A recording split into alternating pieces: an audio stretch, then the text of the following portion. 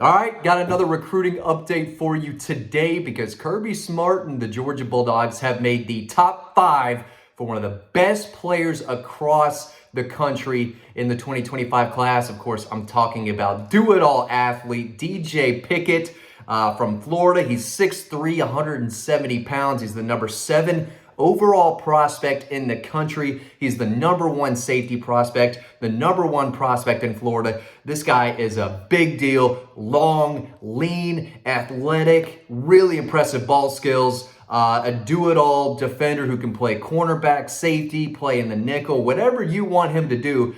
This guy has the skill set to do that. Georgia made his top 5 along with Michigan, LSU, Oregon, and Miami.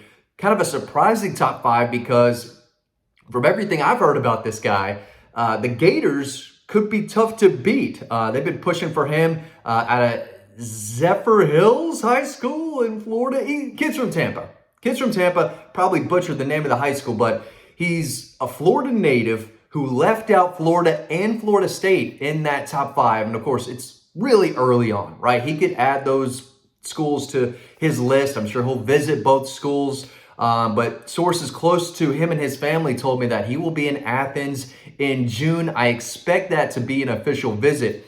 But I believe he's got one set up to Clemson already, and they didn't make his top 5 either. So long way to go. This list could shift, but right now, today, as you're watching this video, he's come out and said, hey, my top 5 are Georgia, Michigan, LSU, Oregon, Miami.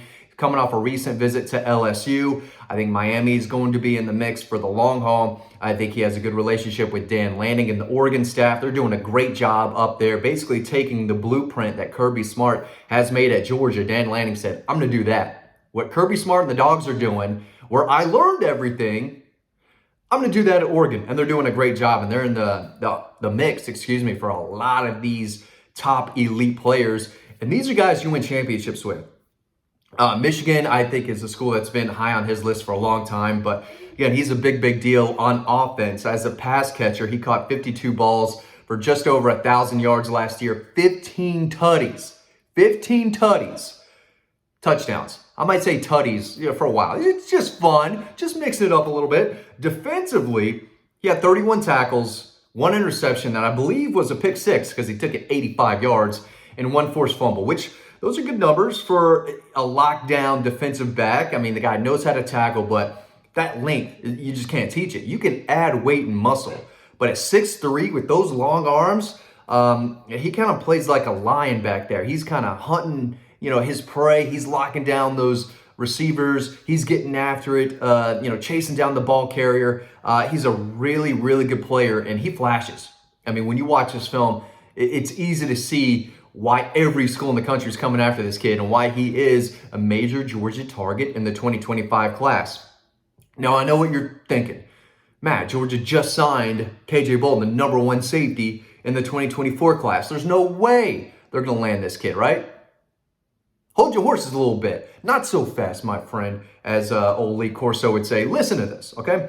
Yes, they did take KJ Bolden, who I think is going to play this year as a freshman, incredibly talented, one of the best players across the country. But by the time DJ Pickett gets to campus, I expect Malachi Starks to be gone. He's a 3-and-out guy. I think he could be a first-round pick next year. This time next year, he's to be training. Might be a top 10 pick. Who knows?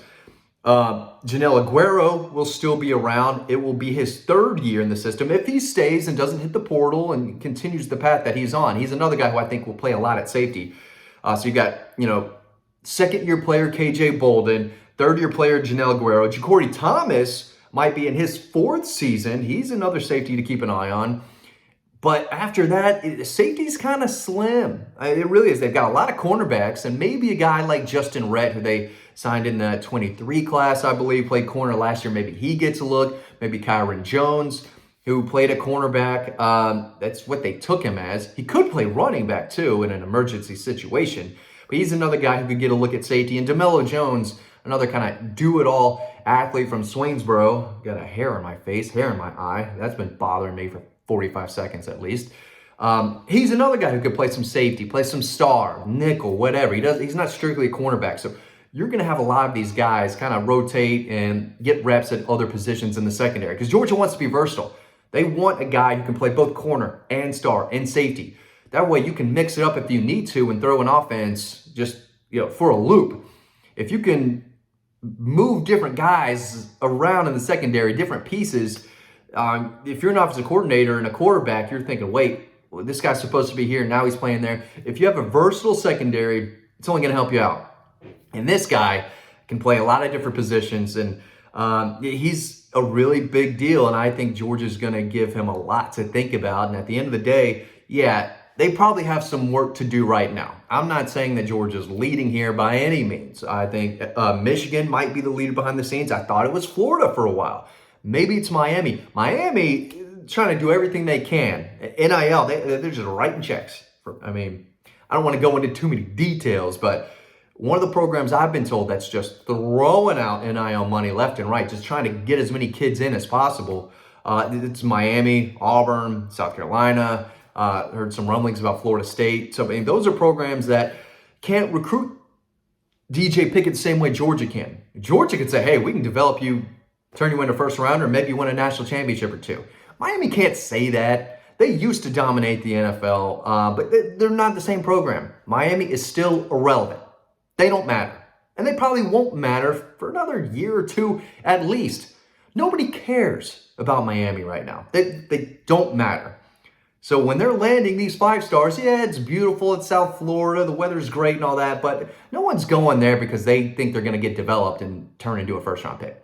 That's not why guys are going to Miami. That's not why guys are going to Auburn either. It'll trigger a lot of Auburn fans with that comment. But I just speak facts. Y'all know this. This is what I do. Facts all day. That's just what it is. And it's not a fact that Georgia's leading for this elite defender. Number 1 safety in the country. But they're in the mix, and he's going to be in Athens in June. I think his mother, from what I've heard behind the scenes, is, she gets what Georgia's doing. She's done her research. She knows how Kirby Smart and this Georgia program has developed and turned into just a powerhouse, and have put guys in the secondary into the NFL. And in the first round, multiple guys who play in Georgia secondary have gone on to be first-round picks and have made a lot of money. And so, of course, Georgia's in the mix for him, as they should be. But just because they've dominated the safety position on the recruiting trail lately doesn't mean they're not going to get this kid, because he could come in and still see early playing time. If Janelle Aguero, for whatever reason, doesn't have a great year or doesn't like where things are going for him, he could transfer. And then you're down a safety. Ja'Cory Thomas, who hasn't played much, he needs to start playing real soon, or else he needs to transfer. Then KJ Bolden, who will, I think, be a multi-year starter at safety. But they play a lot of guys in the secondary. 5, sometimes 6. They want guys who can defend and attack the ball carrier, stop the run.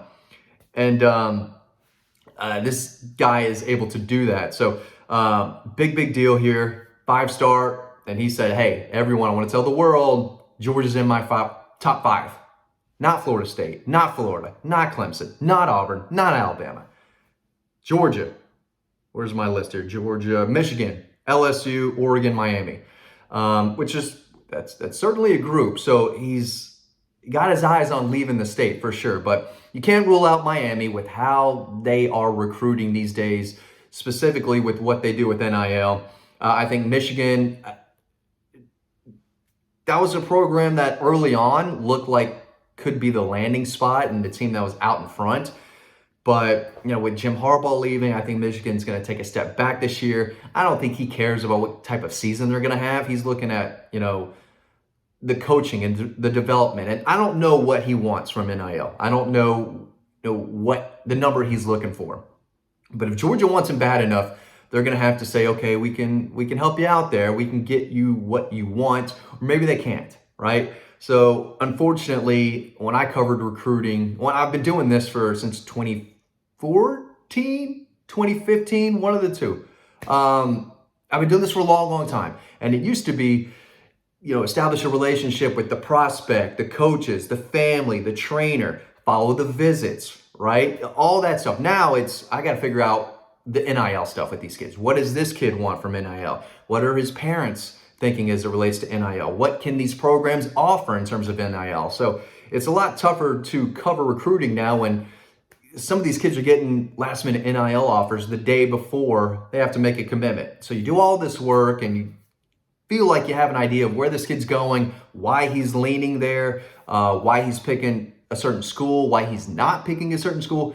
And now with NIL, money changes everything, and it can at the last minute too. So it's tough, and I don't know what this kid's number is. I don't know the exact details of whether it's playing time, depth chart, being developed, winning a championship, or if it's NIL, then everything else after that. I don't know, but if it's NIL related, Miami's going to be there until the end. LSU's probably going to be there until the end. Oregon could be there until the end. They've got buttloads of cash over there. And Georgia will probably stay in the mix. But right now, I mean, this is a top 10 player in the country, best player in Florida, #1 safety. And I think Georgia right now has a legitimate chance of landing him. But of course, long way to go. Long way to go. He's going to have a great visit in Athens in June. Maybe he shows up for G-Day. Those are not in the plans right now, but we'll see. Thanks for watching this video. You can sign up to Dawg Post by using, going down to the description, clicking on our free newsletter. Free newsletter. You can read a lot of free stories on Dawg Post. So make sure you check us out. Hope you enjoyed the video,